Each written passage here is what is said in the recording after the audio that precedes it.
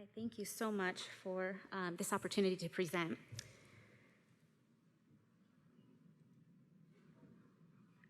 I have no disclosures. So it is estimated that approximately 1/3 of the global burden of disease is surgical. 5 million people, or 5 billion people, do not have access to safe and affordable surgical care. In the absence of surgical care, mortality from common, easily treatable conditions increases. In 2010, 16.9 million lives were lost from conditions needing surgical care.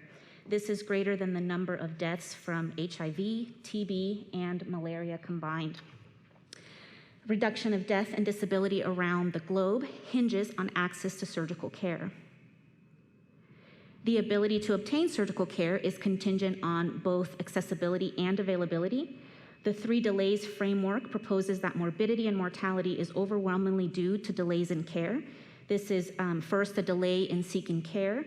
Second, a delay in reaching care, where the mean distance traveled in low and middle income countries is 30 to 40 kilometers to the nearest hospital with surgical capabilities.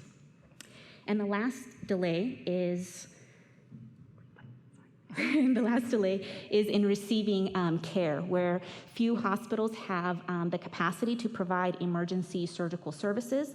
There is often unreliable resources such as electricity, running water, oxygen, and sometimes even equipment.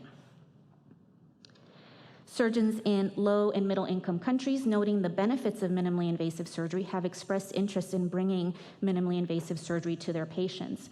Dr. Sergelin from Mongolia has been quoted as saying that laparoscopic surgery is more important for developing countries than high-income countries. And the reason for this is that in low and middle-income countries, there is often poor sanitation, limited diagnostic imaging, fewer hospital beds, single-income households, and no sick leave. So if people aren't working, they're not getting paid. Various studies have demonstrated the feasibility, the safety, and the cost-effectiveness of laparoscopic surgery in limited resource settings, but the adoption has been sporadic and marginal.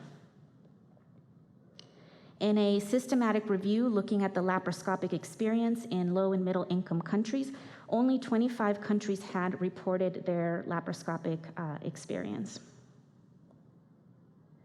So there are obviously challenges to expanding laparoscopic surgery across the world, the first being economic. It's higher startup costs to gain the equipment and build up the infrastructure.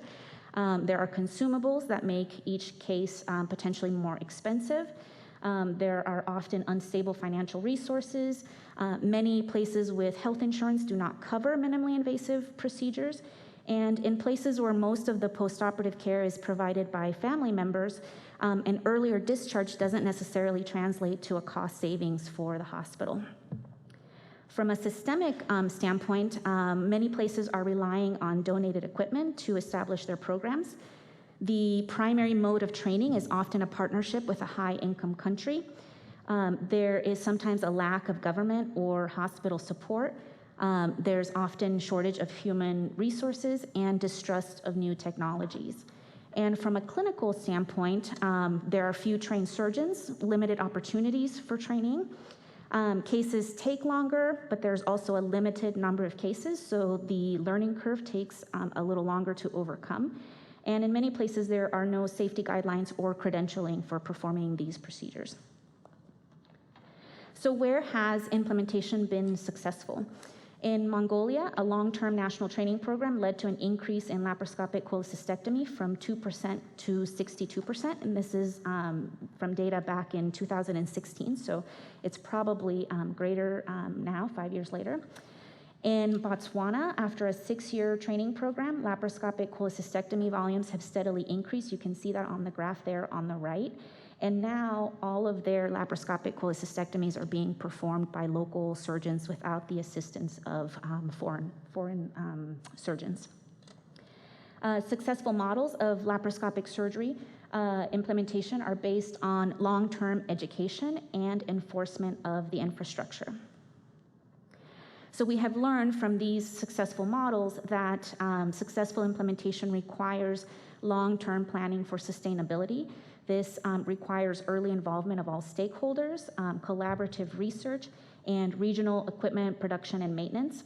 It also is necessary to train and retain providers, and the training component requires that we incorporate basic laparoscopic training early in the training environment in major teaching hospitals, and that we bring the use of simulation into surgical education. To keep staff and to promote this additional, or to encourage people to obtain this additional training, there should be promotion or perhaps additional compensation considered so that people can stay and there isn't a shortage once a program is established. And on the regulatory front, we need to encourage collection of data to assess quality and safety. And there needs to be work towards development of national quality programs. Today, we're going to learn about SAGES and Go Global and how we have been working on using basic laparoscopic training and the use of simulation to make an impact in the expansion of laparoscopic surgery. So in conclusion, significant progress has been made in the past 20 years to bring minimally invasive surgery to low and middle income countries. But there's still a lot of work to be done. We need to increase the number of countries obtaining training in minimally invasive techniques. But we also need to see the countries that have already started their programs transition from a training phase to a sustainability phase. We need to see more minimally invasive surgery being offered outside of major cities so that people don't have to travel so far. And ultimately, I think the goal would be to decrease mortality from conditions that we can treat easily with a minimally invasive approach. Thank you very much.